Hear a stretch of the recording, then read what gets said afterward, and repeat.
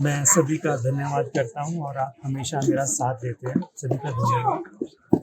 हमारे साथ ये राजनीति पिछले 2-3 वर्षों से चल रही है और मुझे लगता था कि वो जो एक सीनियर एमएस जो हमें तंग करते थे, जो अब भगौड़े हो चुके हैं और आईजीएमसी छोड़कर जाके बरमौर में इलेक्शन लड़ रहे हैं, उसके जाने के बाद ये सारी राजनीति खत्म हो गई है। लेकिन राजनीति अभी रुकी नहीं है, राजनीति अभी भी चल रही है। और राजनीति ये चल रही है कि 25 तारीख को हमारा बिजली का कनेक्शन जो पिछले 13 महीनों से काटा गया था वो बहाल हो गया था।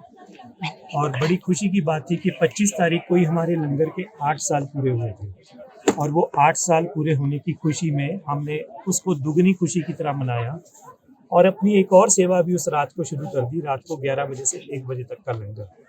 लेकिन बड़ा दुख होता है ये बताते हुए कि ये सारे राजनीतिक घटनाक्रम के बीच पिछले कल वो 4:30 बजे दोबारा से बिजली काट दी गई और फिर अब वो लंगर अंधेरे में ही पिछले कल से चल रहा है। और जो रात्रि सेवा मध्य रात्रि का भी लंगर हमने रात को 11 बजे से 1 बजे तक आईजीएमसी के उन विशेष लोगों के लिए, विशेष पेशेंट्स के लिए, इस करके कहूँगा कि सिंगल अटेंडेंट जो पेशेंट के साथ है और वो इमरजेंसी में है या अपने भले ही अपने वार्ड में है, जो आ नहीं सकते, अपने पेशेंट को इन हालातों में छोड़कर उनके लिए हमने फूड पैकेट शुरू किए थे रात्रि 11 बजे से 1 बजे तक। पहले दिन हमने रात को 12 से 2 किए थे, जिस दिन मैं स्वयं वहाँ पर मौजूद था, लेकिन अब वो 11 बजे से 1 बजे तक है। और इसी घटनाक्रम के बीच ये सारी राजनीति जो पिछले 2 सालों से चल रही है, हमारी एक सराय पर भी कब्जा कर लिया गया। उस सराय की भी बहुत सारी वीडियोस वायरल हुई कि हमारे जो स्वास्थ्य मंत्री थे उन्होंने कहा था कि जी आप इनको दे दो, ये मुफ्त में चलाएंगे, कपड़े भी धोएंगे और खाना भी खिलाएंगे।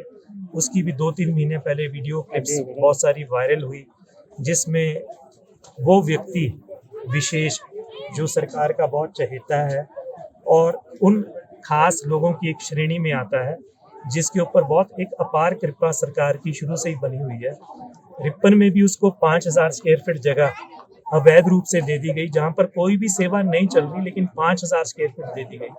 आईजीएमसी में बनी बनाई हमारी सराय पर भी उसका कब्जा करवा दिया गया, जहां पर वो अवैध वसूली कर रहा है। और अब वो वसूली के साथ साथ उसने गुरु नानक देव जी के नाम से वो वसूली शुरू कर दी है।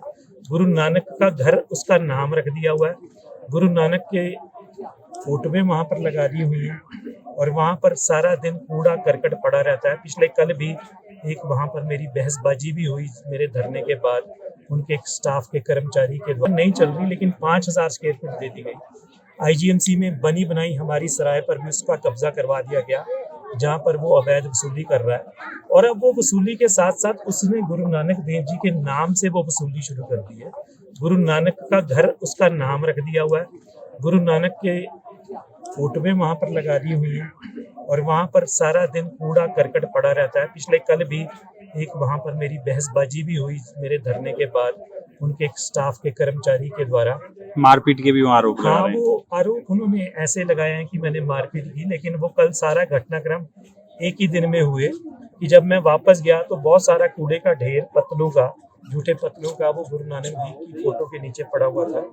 तो मैंने सिर्फ उसको बुलाने के लिए कि आप ये सफाई करवा दीजिए, क्योंकि हमने 4 दिन पहले अपने डस्टबिन हटा लिए थे वहां से, क्योंकि पहले हम भी पत्तलों में खिला रहे थे।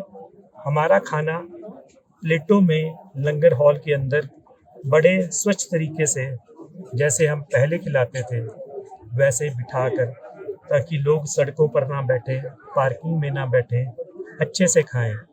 लेकिन गुरु नानक देव जी की फोटोओं के साथ जब कल शाम को मैंने बेअदबी देखी तो मैंने उनके एम्प्लॉय को बुलाया कि आप आओ, मैंने बातचीत करनी है। और उन्होंने भी उसको एक अलग रूप देकर मारपीट में बदल दिया। मेरा सरकार से आग्रह है, मैं किसी भी पार्टी से बिलोंग नहीं करता, उस लंगर में राजनीति ना की जाए। गुरु नानक देव जी के नाम के साथ जो एक दुर्गति की जा रही है और अवैध वसूली की जा रही है, वो तुरंत बंद करवाए, वरना ये एक ऐसा मुद्दा बन जाएगा कि आने वाले समय में इनको संभालना भी मुश्किल हो जाएगा। इस बार जब आपका कनेक्शन